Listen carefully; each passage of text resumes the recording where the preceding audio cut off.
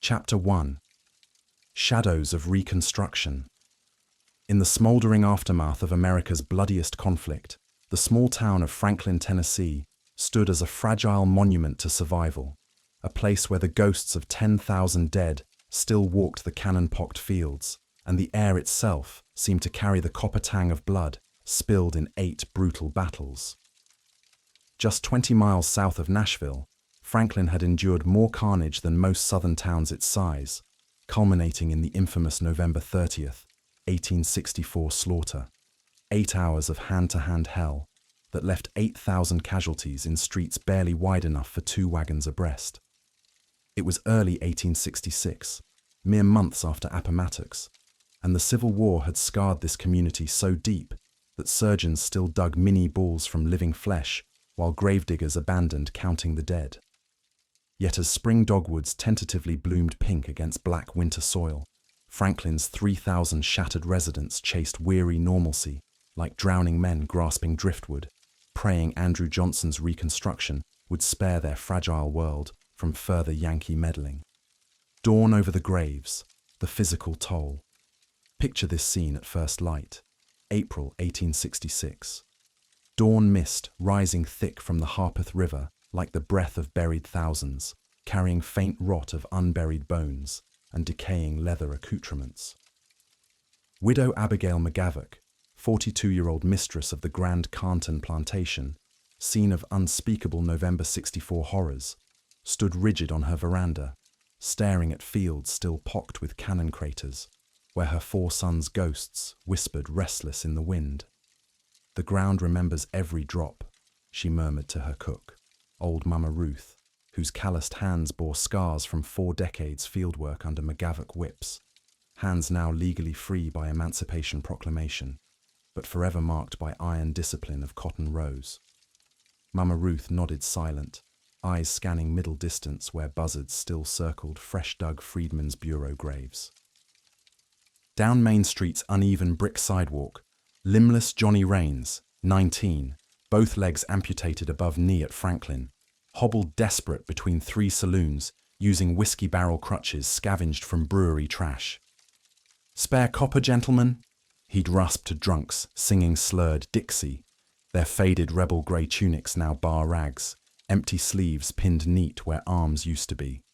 Black freedmen tested newfound freedom gingerly tentative, Mama Ruth's grandnieces washing linen by creek shallows under watchful planter eyes, barefoot children darting sudden from alley shadows like startled quail, afraid of whips that no longer cracked legally, but might again any shadowed moment.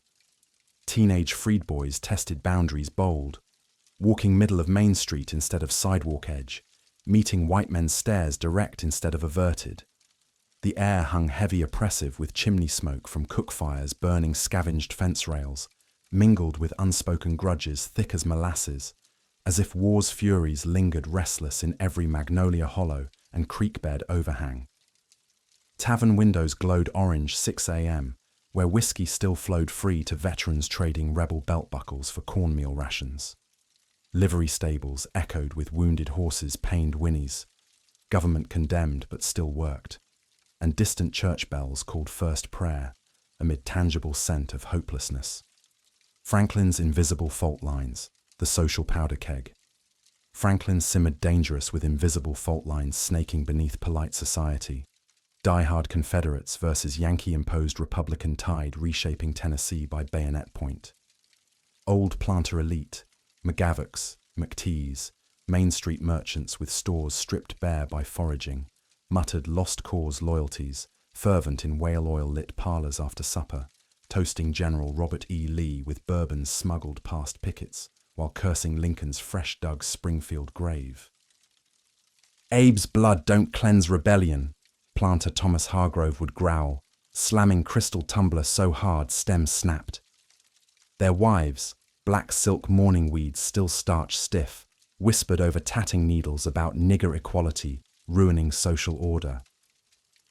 Freed black families numbering 800 souls huddled desperate in brush arbors and abandoned slave quarters for makeshift church, their defiant spirituals. "Swing low, sweet chariot, comin' for to carry me home." piercing crisp dusk air like arrows shot toward heaven. Union loyalists, Hill Scots Irish farmers who'd fought blue against planter neighbors, plus Ohio carpetbaggers like John Loudon, gathered separate at Franklin's lone Republican reading room, debating fiery the Nashville Union over cornbread and well water. At this, Powder Keg's absolute heart stood John Loudon, 42-year-old Ohio carpetbagger who'd ridden south 1864 as Union supply officer overseeing Sherman's wagon trains, modeled directly on real Reconstruction pioneers like Tennessee Congressman Thomas Henderson, who faced identical hooded death threats. Tall 6 feet 2 inches with wire-rimmed spectacles magnifying piercing grey eyes, preacher's baritone voice carrying quarter mile, and Methodist fire temperance zeal burning white-hot, Loudon won razor-thin congressional seat August 1865 election on newly enfranchised freedmen votes. 672 black ballots cast trembling under planter glares against Hargrove's promised 580 white straight tickets. Loudon championed aggressive Freedmen's Bureau land reforms, redistributing seized rebel plantations to ex-slave families, specifically targeting Hargrove's 1,200-acre bottomland, bordering Harpeth Bends. To Franklin planters, Loudon wasn't savior, but grave robber dancing on Confederate dead. His fiery stump speeches demanding 40 acres and a mule minimum for every field hand, ignited grudges burned hotter sustained than Sherman's march to sea-scorched earth. The Cotton Heist that started blood feud, 1864 flashback. Their personal blood feud ignited proper December 1864, 6 weeks before Franklin Massacre, when Captain John Loudon's 40-wagon supply train rolled onto Thomas Hargrove's plantation at midnight pitch, bluecoat bayonets gleaming under harvest moon. Hargrove, bearish ex-colonel, 6 feet 1 inch 240 pounds, with sabre scar raking left cheek, courtesy Antietam hand to hand, stood porch rifle cocked hammerback, wife clutching 3 terrified daughters behind silk drapes. "State your damn business, Yankee," Hargrove bellowed across 100 yards cotton field. Loudon dismounted calm, sabre clinking. 20 teamsters fanning left/right with axes. Confiscating 10 prime bales cotton crop per General Order 28, Colonel Hargrove, war material destined feed Sherman's march. Hargrove's face purpled apoplectic. "That crop worth $5,000 gold feeds my daughters through winter, you thieving bluebelly son of abolition whore." Loudon met glare cool, unblinking. "War's honest wages, Colonel. Your cotton bales fed traitors 2 years, now feeds Union justice 4 more. Sign receipt or face arson charges." Teamsters hacked loose 10 perfect 5-foot bales weighing 500 pounds apiece, loaded sweating under Hargrove's curses raining like grape shot. As lead wagon lurched mud road, Hargrove screamed final vow entire plantation heard. "You'll swing proper from my live oak rope come first full moon, carpetbagging thief, mark my words eternal." Humiliation festered deep 2 years. By April 1866, Hargrove growled nightly.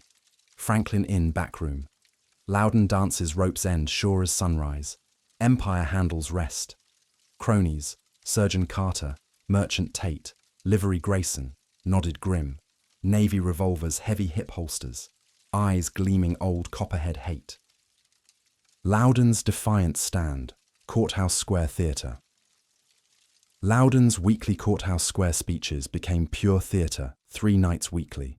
300 gathered tense circle beneath Confederate soldier statue still draped black crepe. Land belongs ploughed backs, not idle overlords riding stolen slave sweat. Loudon thundered lantern light, voice carrying clear Harpeth bottoms. Freedmen cheered ragged from shadows. Women wept handkerchiefs. Hill Unionists whooped rebel yell ironic. Planter hecklers hurled rotten eggs, cobblestones, whiskey bottles shattering podium. Loudon dodged fluid, spectacles never slipping. Violence proves my sermon true. Pharaoh fears Hebrew freedom.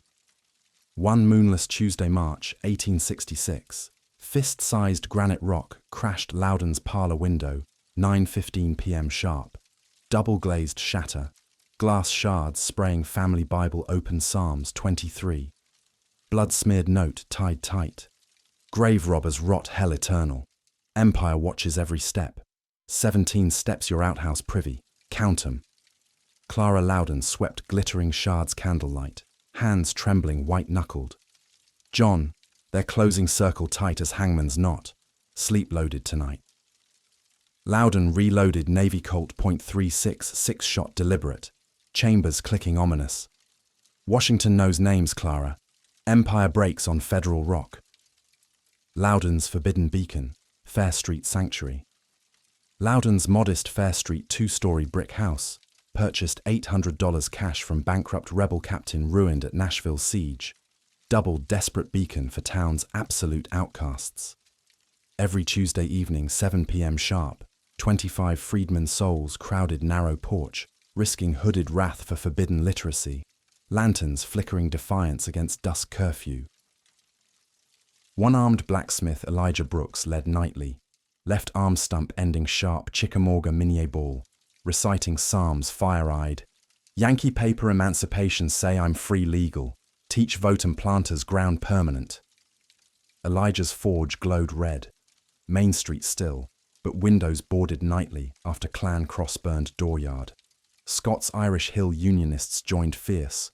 Silas McBride, whose brother fell charging Franklin breastworks, wearing hated blue against planter father, debated Freedmen's Bureau schools cornbread crumbs. My kin died right here, 64 bluecoats, Klan hunts hill trash, same freed darkies now. Young Levi Tate, freed 16-year-old orphan eyes wide harvest moons, clutched McGuffey primer holy relic, father swinging still ancient Oak Spring Hill, worn in vote. Levi whispered nightly, Daddy voted radical once, dangled 3 days crows. The war's ghosts cried justice eternal, Loudon proclaimed, voice booming, clapboards rattling. Not Yankee vengeance pure, equity crushed 40 decades under planter heel. Neighbors glowered constant from shadowed parlor windows across street. War-widowed Mrs. Hale face-etched permanent hunger lines. Teenage sons aged beyond years' battlefield nightmares, spreading venom market stalls. Loudon reads abolition poisoned darkies' lamplight. Next burns Bibles, steals daughters. Klan Genesis, Pulaski's demons, reach Franklin born. Pulaski, Tennessee, 40 miles southbound, late December 1865. Exactly 6 ex-Confederate captains, social club, bored with peace. The Ku Klux Klan, mutated genuine terror engine, by March 1866, proper. Franklin's cell formed first abandoned tobacco barns, Piney Town outskirts. Rotting timbers creaking ghost-like, dirt floor-stained tobacco juice blood ritual. Dr. Samuel Carter, gaunt, 38-year-old battlefield surgeon sewn thousands rebel guts, Gettysburg, flickering lantern light amid screams. Thomas Hargrove donned crude flour sack hoods, jagged eye holes, stuffed corncob glow sticks, oath-bound faded battle flags, crush bureau beasts, black voters, Yankee upstarts, Loudon permanent. Initiation chilled marrow. Blindfolded recruits, stripped trousers crawled 100 yards, bloody fields, strewn ram's horns, chicken entrails, chicken blood, whips cracking overhead, ghosts, wailing rebel hymns, swearing, Empire Forever blood oath, amid simulated hangings, rope burns, neck raw. Surviving initiates drank skull cup corn, whiskey mixed gunpowder, vomiting brotherhood bonds eternal. Franklin Claven struck vicious first. Freedmen's Bureau Registrar, Meriwether Jones, found whipped raw bloody Chattanooga pike 2:12 a.m. March 17th, screams echoing pre-dawn till vultures gathered, hooded figures galloping, laughter fading. Spring Hill Negro Schoolhouse razed single night April 2nd. 27 charred primers scattered deliberate steps. No book learnin' mud people permanent, scrawled charcoal fresh. Franklin streets emptied clockwork dusk sharp. Bolted doors rattled children's terror whimpers. Mothers choked prayers, beat fists against night demons invisible. Widow Eliza Tate swore Jesus pulpit Sunday. Glowing eyes bob pine trunks 2 a.m. Horses snort human hate. Children discovered chicken bones, crossroads burials, voodoo curses. Tavern whispers multiplied exponential. Empire rides Loudon next full moon certain. The closing vice. Loudon's final days. John Loudon felt death's vice tighten daily, deliberate like executioner's knot pulled taut. Anonymous letters arrived daily breakfast. Illiterate scrawls smeared tobacco juice. Traitor-numbered days dawn certain. Nashville postmarks masking unmistakable local chewing tobacco stench. Sunday Presbyterian services became torture chamber. Hargrove's icy grey glare bored front pews deliberate, meaty paw hovering coat pocket, caressing pearl-handled derringer visible glint. Post-Easter Sunday note slipped church door midnight. Even preacher sees carpetbagger sin, deep empire handles judgment. Fateful April 9th evening, hickory chimney smoke curling thick. Loudon penned frantic dispatch Washington Territory Express. Rider guaranteed. Invisible empire musters shadows complete. Franklin bleeds unseen hourly, blade poised throat tonight. Names certain. Hargrove T. Lead, Carter S.M. Syringe, Grayson P. Horses, Tate W. Livery, Fair Street Tuesday Salon Target Primary. Sealed triple wax, utterly blind to parlor shadows, where housemaid Eliza, Hargrove's ex-field slave beaten bloody spilling master's coffee parlor 1863, slipped identical coded note-waiting Klan courier alleymouth for scrap silver, forged freedom papers promise. Massa Hargrove promised genuine free papers daughters too, she whispered, trembling darkness, soul fracturing thin ice under slave master terror pressure. Outside parlor window, distant phantom hoofbeats dissolved, mocking whippoorwill cries triple, town's fragile peace fraying threadbare. Unseen gathering gloom, Loudon's final Tuesday salon loomed horizon certain. Federal courier packet steamer, just turning Nashville wheelhouse southbound, as hooded shadows pine thickets sharpened bowie knives, loaded double-aught buckshot fowling pieces, swung saddles, silent empire rode final judgment. Chapter 2. The Hooded Onslaught. Tuesday, April 10th, 1866, dawned crisp and clear over Franklin, Tennessee. A mocking spring morning painting buried sorrows with birdsong and budding magnolias, as if nature denied the storm brewing. John Loudon's Fair Street home bustled with desperate purpose. His weekly salon no mere gathering, but a defiant ritual drawing 24 souls risking dusk curfew and hooded wrath for hope. Sunlight slanted through lace curtains as Loudon paced his parlor like a caged lion, rehearsing a speech on the Freedmen's Bureau circular promising ex-slaves land, voice steady despite threats piling like dead leaves. Upstairs, Clara Loudon nursed their infant, humming battle hymns softly, pistol hidden in her apron. "John, the air feels wrong, like thunder trapped in hollows," she murmured, glancing at Eliza scrubbing floors, hands trembling. Eliza's secret burned. Hargrove's dawn whisper. Betray tonight, or auction block. The gathering storm. By 7 p.m., the brick house glowed like a lantern against twilight. Freedmen arrived in clusters, tattered coats over clean shirts, faces alight despite fear. Elijah Brooks limped up clutching a soot-stained Bible.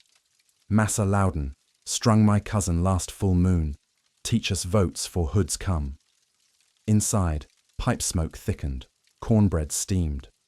Silas McBride shared whiskey tales. Brother died blue at Franklin, Klan hunts hillfolk now. Levi Tate, 16-year-old freedboy, clutched a primer, father still hanging near Spring Hill. Eliza served, note in pocket. 20 souls. East windows weak. Loudon stood tall. Tennessee's chains break by ballots. Radicals fight for land, schools. Cheers rippled. Elijah rose. Burned my forge. Vote means die. Loudon gripped his shoulder. Knowledge is rifle. Sign oaths. Quills scratched. Elijah Brooks, Silas McBride, Levi Tate, amid roars. Outside, crickets thrummed. Pine torches flickered distant. The hooded onslaught 9:15 p.m. Hoofbeats thundered like judgment. 24 riders surged from alleys, flour sack hoods with jagged eye holes, pistols blazing skyward. Death to carpetbagger nigger lovers, lead voice bellowed, lead whistling chimneys. Door splintered under butts. Screams as Klansmen poured in, whips cracking, bowie knives glinting. Loudon shoved Elijah behind settee. Barricade! Windows! Panic ruled. Mothers clutched children, men fumbled chairs. Thomas Hargrove charged, bulk hooded, shotgun roaring ceiling plaster. Thieving ends! Dr. Samuel Carter followed, morphine syringe for quieting. Silas swung stool, crack, whip-gashed scalp. He crumpled gurgling. Levi bolted kitchenward. Eliza pointed. Spy pup! Klansman dragged him, knife flashing throat. Crimson spray. Levi gurgled, clutching bubble. Loudon's revolver barked twice. One rider dropped thigh clutching. Numbers overwhelmed. Fists flew. Furniture splintered. Elijah hurled Bible at Carter. Devils! 3 freedwomen fled back door amid screams. Upstairs, Clara barricaded nursery, baby wailing, bullets punching walls. Lord, hold us! Downstairs, Silas gut-shot bile gurgling, 2 trampled skull cracked. Loudon retreated hall, revolver empty, Hargrove's barrel close. Dixie justice! Blast shredded chest mid-lunge. Loudon staggered, spectacles shattering, collapsing crimson amid voter rolls. Hoods cheered his rasp. Washington knows. Torched drapes flamed beams. Survivors fled. Elijah dragging comrade. Massacre! Whispers to Nashville Pike. Flames and first witnesses. Midnight inferno silhouetted fleeing hoods into pines. Bells clanged. Buckets failed. The house ash. Lists, vapor. Dawn horrors. 9 scalped yard bodies. Loudon charred doorway. Watch melted into flesh. Elijah, arm midwife bandaged, telegraphed. Klan butchered Loudon. Feds now. Word rocketed. Radicals seized as Exhibit A. Whispers raced. Drunkard saw Hargrove unhooded. Carter's syringe pikeside. Eliza vanished with Klan coin. Planters. Tragic fire. Freedmen bolted doors. Hymns silenced. Freedwoman in McGavock woods to patrol. Empire chanted. Loudon named 'em. Feds inbound.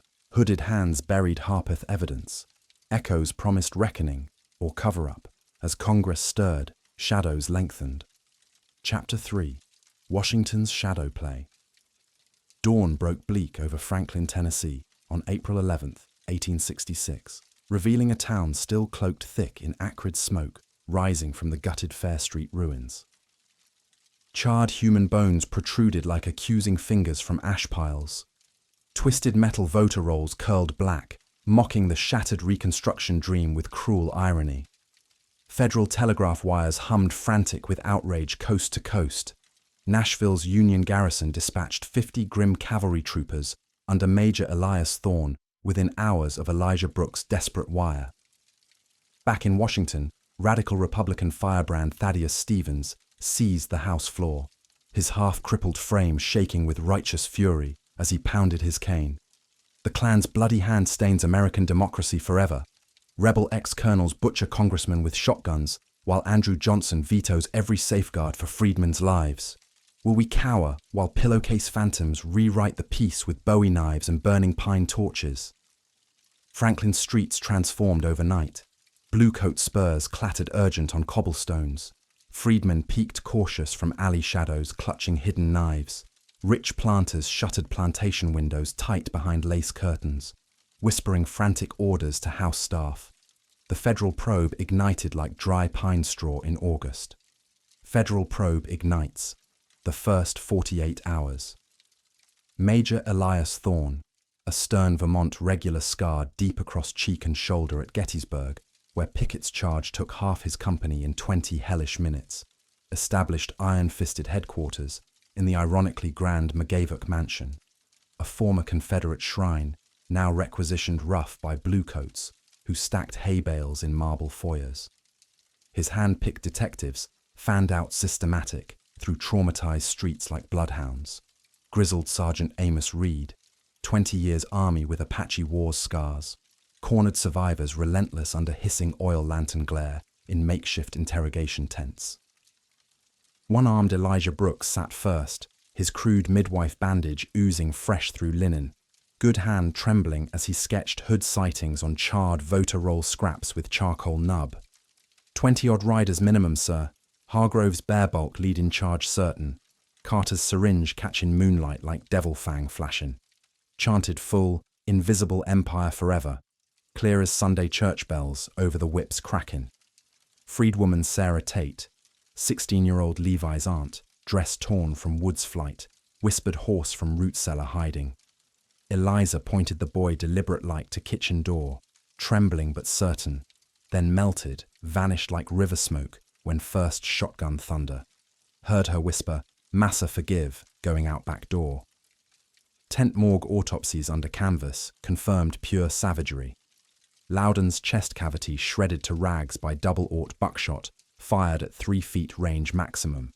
Recovered wadding bore serial stamps, matching Thomas Hargrove's imported English fowling piece. Purchased London, 1863. 9 scalped victims showed ritual precision. Skin peeled outward clean with barber shears, evoking Pulaski Claven initiation oaths, where traitors' scalps decorated lodge walls. Thorn's river rats dredged Harpeth mud methodical 3 days straight, unearthing damning bounty. Flour sack hood scraps with tobacco-stitch seams and gunpowder burns. Charred pine knot torches treated with turpentine accelerant. 1 bloody syringe etched, S. Carter, M.D. Nashville, with morphine scopolamine residue. Enough for ironclad warrants naming every devil. Nashville Daily Union screamed, "Franklin Massacre, 11 slain by rebel hellhounds." 20-point black type. Atlanta Constitution sneered back, "Carpetbagger provocation deserved, 9 dead in race riot." Elijah fingered Hargrove fleeing his plantation precisely at dawn. Buggy piled suspiciously high beneath canvas tarps that smelled of gun oil. By noon Thursday, 12 prime suspects rounded up in irons. Hargrove snarling tobacco spit curses from McGavock parlor. "Prove your damnable lies, you Vermont vermin." Carter protesting shrill falsetto. "Medical supplies only. Morphine for battlefield cripples suffering." Lesser Klansmen, barnhand Pete Grayson, liveryman Will Tate, cracked instant under Reed's lantern-lit stairs, spilling panicked. Hargrove called raid from his porch sunset, said Loudon's nigger voter lists threatened every white man's farm from here to Memphis. Dawn raid on Hargrove's red barn yielded absolute jackpot. 200 Springfield rifled muskets crated fresh from St. Louis, rifle clubs, bolt starch-stiff Klan robes with eye holes charred from pine torches, Loudon's own gold railroad watch ticking accusatory slow on parlor nail beside whiskey decanter, hands stopped forever at 9:23 p.m. Washington's shadow play, Capitol Cauldron. 300 miles north, Massacre news exploded Capitol Hill like canister grape shot at point-blank dawn recess. Stevens thundered full half hour, Kane splintering desk. Tennessee bleeds rivers while President Johnson vetoes Freedmen's Bureau safeguards 5th time. Franklin proves rebel empire reborn entire. Hooded ex-colonels butcher sitting Congress while tailors play king in Lincoln's chair. Andrew Johnson, Lincoln's drunken tailor successor, radicals' absolute despised foe, fumed private in executive mansion, scribbling frantic aids. Exaggerated riot pure, local matter stirred by Ohio carpetbagger rabble rousing darkies against natural order. Pressure mounted relentless like Petersburg siege. Stevens subpoenaed Loudon's final smuggled dispatch via Thorn courier at pistol point. Klan musters full strength. Names enclosed definite. Hargrove T. Carter S.M. et al. Fair Street strike, imminent tonight. House formed Joint Committee on Reconstruction instant thunderclap vote, 128-42. Dispatching Hiram Revels, Mississippi Freedmen, future first black U.S. Senator, South immediate by special packet steamer to corroborate survivor testimonies firsthand. Telegrams crisscrossed nation frantic. Thorn to War Department midnight. Evidence ironclad beyond doubt. Arsenal-scale conspiracy uncovered. Met Johnson's oily stall 2 hours later. Insufficient proof conspiracy beyond drunken brawl. Released detainees pending local judgment. Planter allies lobbied Southern Democrat senators around clock in Willard Hotel saloons. Hargrove's own brother-in-law, Nashville Judge Elias Polk, mysteriously quashed initial warrants dawn Friday, with scrawled, "procedural irregularities, release immediate," over Thorne's signature. Poison whispers spread deliberate like yellow fever. Loudon's voter lists held hundreds forged black X marks and scribbles, planted pre-raid by Carter's clinic boys to discredit Radical Dead forever. Elijah's notarized remote affidavit burned true as gospel. Butchered my own kin deliberate for nothing but ink on paper. Little Levi died gurgling my name with throat slashed wall to wall. Sarah added tear-choked testimony before revels. Heard Hargrove boast direct post-shotgun blast, laughing over Loudon's body. Congress will bury this deeper than Rebel Dead at Franklin. Key witnesses evaporated like morning mist calculated perfect. 2 Freedmen blacksmiths fled north overnight by wagon. Throats later found cut ear to ear in Harpeth Shallows. Eliza rumoured Canada bound heavy with Klan gold sovereigns sewed dress hems. Carter's ransacked clinic yielded goldmine doctored ledgers, hiding systematic morphine diversions for quietus doses, administered undesirables. Bureau agents, black school teachers, unionist hillmen. Evidence vanishes, doubts rise, the midnight heist. By week's bloody end. Friday midnight, Thorne's ironclad case unravelled spectacular like cheap hemp rope in salt water. Evidence tent on Fair Street, guarded triple by Thorne's picked Irish sergeants, hit surgical midnight raid. Guards found clubbed senseless with leaded blackjacks, throats slit quiet ear to ear circus style. Evidence crates spirited complete into night fog. Hoods, syringe with Carter's etching, full rifled musket manifest. Even Loudon's pocket watch, gone.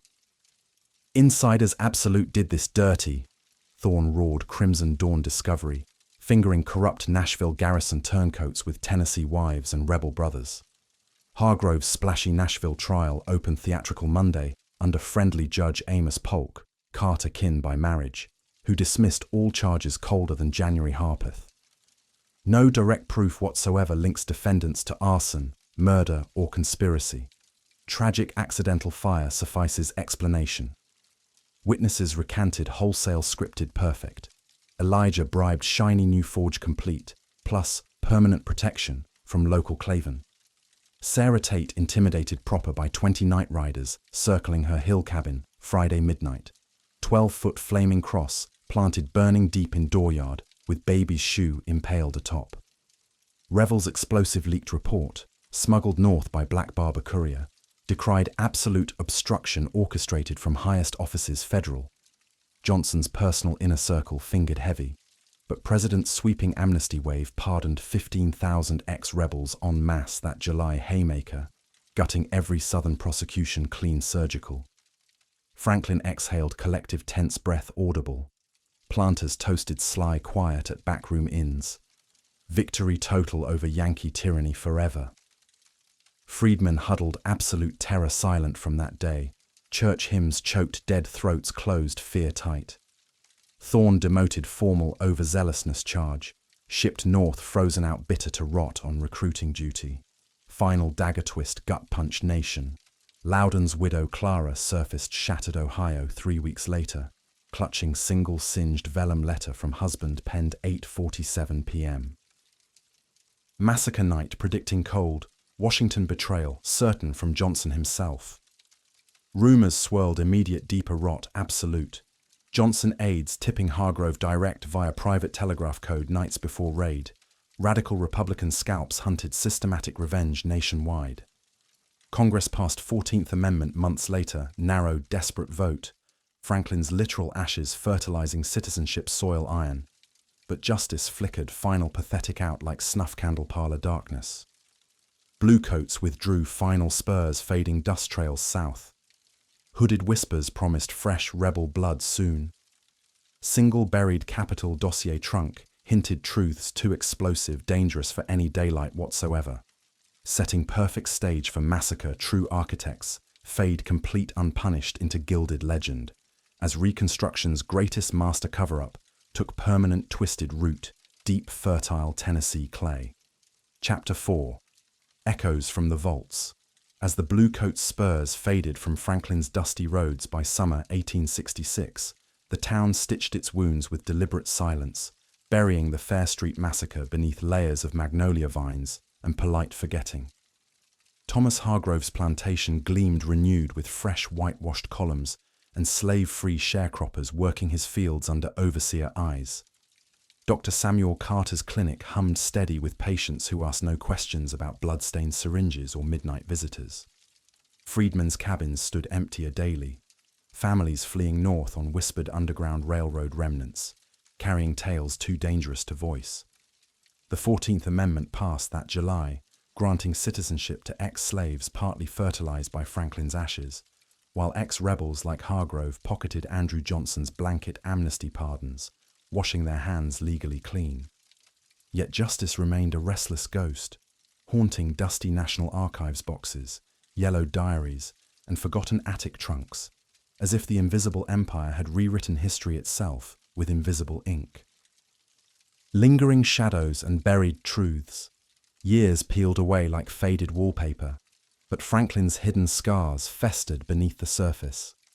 In 1868, a Nashville grand jury, stacked top-heavy with Southern sympathizers and ex-Confederate officers, dismissed all remaining Klan indictments with a yawn, citing complete lack of credible witnesses willing to testify. Elijah Brooks rebuilt his forge from ash with trembling hands, hammering iron by day while glancing at shadows by night, but vanished complete in 1871 after giving cautious testimony in Memphis about hooded riders circling like wolves. Rumors pinned night riders again. His anvil lay cold forever, hammer rusted where it fell, last seen clutched by a stranger in grey who rode south at dawn. Sarah Tate, Levi's freedwoman aunt and sole raid survivor, penned frantic letters in shaky script to Hiram Revels. They still come masked under full moons, burning 12-foot crosses on my ridgeline that light the whole valley. Loudon's gold watch glints on Hargrove's oldest boy at church socials, ticks loud as judgment.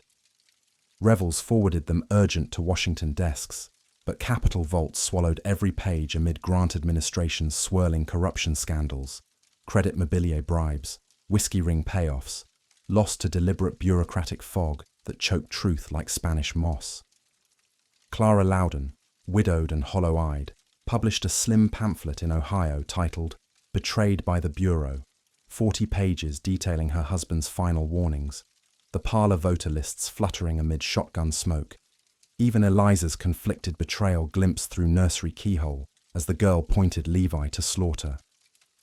It sold 12 copies to abolitionist circles before mouldering forgotten in library stacks, dismissed universally as Yankee widow hysteria by newspapers that quoted Hargrove's tragic fire narrative verbatim. By 1880, the massacre faded to fireside tavern yarns among white Franklin. Carpetbagger got his just due in fair fight. Fire was God's judgment on race mixing. Planters chuckled over bourbon, slapping backs while children played hooded horsemen in the streets. Black churches preserved it different in coded spirituals hummed low. Fair Street 9 swing low, sweet chariot comin' for to carry 'em home. Passed mother to daughter like contraband across generations. Hargrove died wealthy in 1895 at 68, his sprawling will gifting prime bottomland to Klan heirs and local Democratic clubs. No mention of cotton seizures, midnight raids, or the gold watch that ticked on his son's vest until pawned in Nashville. Carter practiced respected until 1902, eulogized in the Franklin Review as community pillar and healer to all races. His morphine cabinet buried uninspected in oak coffin with him. Rumor held one final syringe marked Loudon. A single artifact endured defiant. Loudon's singed final dispatch to Washington, rediscovered 1905 by historian William A. Dunning in a War Department trunk amid Grant's papers. Dunning, leading Lost Cause apologist, spun it neatly into his influential texts as justifiable unrest against carpetbag radicalism, cementing the whitewashed narrative that branded Reconstruction a tragic Yankee mistake from sea to shining sea. Modern National Archives searches, NARA Record Group 94, yield only fragments, a Harpeth-dredged hood scrap with gunpowder burns and tobacco stitching. Faded affidavits from vanished freedmen swearing, "Hargrove pulled trigger, I saw eyes above muzzle flash." Even Eliza's faint paper trail to Ontario, Canada, under alias Mary Freeman, wed 1872 to a Klansman defector turned Mountie. Ironic justice, or deeper ploy to silence her forever. The Klan's iron grip tightens, 1866 to 1871. The cover-up didn't end with amnesty. Klan terror escalated through Reconstruction's dying years. In 1867, Franklin's Claven No. 7, now 40 strong, burned 14 black churches county-wide, leaving charred Bibles open to exodus. Hargrove hosted Empire Balls at his plantation, masked guests dancing reels, while stables hid fresh muskets for Memphis election riots. Federal marshals sent south vanished. One found castrated floating Harpeth side, tongue nailed to oak as warning. Elijah's 1871 disappearance followed his Memphis testimony naming Hargrove's warehouse as Rifle Depot. Witnesses saw 3 hooded men drag him from his forge at 2 a.m., screams cut short by river splash. Sarah Tate endured longest, hiding in hill caves, scratching warnings on birch bark. Watch comes out moonlight hunts. Her 1873 cabin burned with all inside. Coroner ruled lamp accident, despite no oil found. Clara Loudon's pamphlet sparked brief Ohio inquiry. Agents traced Eliza to Toronto, but Canadian officials claimed no record, door slammed by diplomatic courtesy. By 1877, compromise, end of Reconstruction, Franklin's Klan dissolved officially, members joining Democratic leagues that elected Hargrove's son sheriff unopposed. Theories of deeper conspiracy. Whispers persist today of rot far beyond crude hoods and pine torches. Conspiracy threads weaving through highest halls like poison ivy. Was Andrew Johnson tipped direct by planter telegraph codes? Surviving Western Union logs, NARAM 2016, hint-coded bursts from Nashville judges to White House aides precisely timed with evidence tent raid, dot-dash sequences spelling HT. Secure hours before guards' throats slit ear to ear. Masonic connections. Hargrove and Carter documented worshipful masters in Franklin Lodge No. 147, where blood oaths forbade betraying rebel brothers. Did Scottish Rite signals from Charleston coordinate nationwide? Foreign hands theory chills deepest. British agents stoking unrest, deliberate to cripple America's cotton recovery post-cotton famine, funneling untraceable sovereigns through Charleston ports to arm rifle clubs. Hargrove's suspicious 1865 European health tour timeline matches Barclays Bank withdrawals. London Times 1866 editorials cheered Southern self-defense. Blackest speculation. Loudon uncovering massive Freedmen's Bureau Treasury fraud ring, siphoning $3.2 million, $1865, into planter pockets and Washington cronies. Gold vanished like mist, silenced by shotgun to protect bipartisan thieves from Salmon Chase's treasury to Jefferson Davis's cousins. Forensic debates rage. Loudon's revolver found with 2 spent casings. Did he fire first wild into hooded mob, provoking self-defense? Or blaze meticulously planned arson, pine knots chemically treated, to incinerate forged voter lists planted pre-massacre, framing dead radicals? Modern ballistics match buckshot to Hargrove's fowling piece, Vermont Historical Society. Syringe residue tests, positive morphine scopolamine, Carter's quietest dose. True crime podcasts chase digital ghosts through FOIA snarled archives, but 1866 national security classifications seal primaries eternal. Echoes in modern shadows. Franklin today honors 1864. Battle with gleaming museums. Guided tours trampling blood-soaked rose gardens. Annual reenactments drawing 15,000 to Carter House. Mere blocks from Fair Street, where blood-stained parlor floors mesmerize tourists but ignore Klan bloodyards away. No plaque marks 1866 site. Rebuilt lots sprout tidy ranch homes. Swing sets under magnolia shade hiding mass grave soil.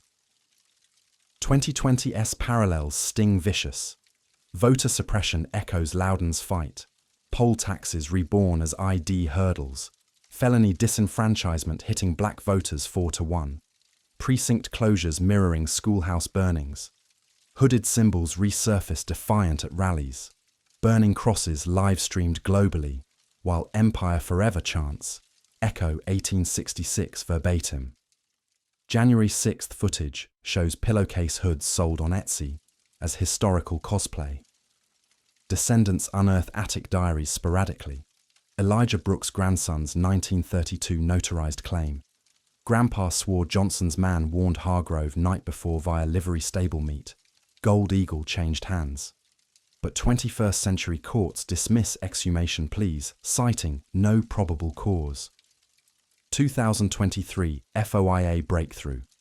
NARA cracked select vaults revealing Thorne's demotion orders, bearing Andrew Johnson's spidery signature. Overreach endangers reconciliation. Yet 147 pages remain redacted black. Franklin Chamber lobbies relentless. Focus 1864 heritage, not divisive myths. True horror. Oblivion's cold victory. Power buries bodies alongside ballots, letting murderers pen history's final draft unchallenged. Loudoun's ghost lingers restless in magnolia shade, whispering faint through archive dust. Reconstruction didn't fail noble. It was murdered deliberate in parlor firelight, killers walking free into legend atop mass graves. What vanished evidence might yet surface from iron vaults to rewrite shadow chapter forever? Doors stay locked by design, but midnight harpeth whispers endure unbroken for brave ears.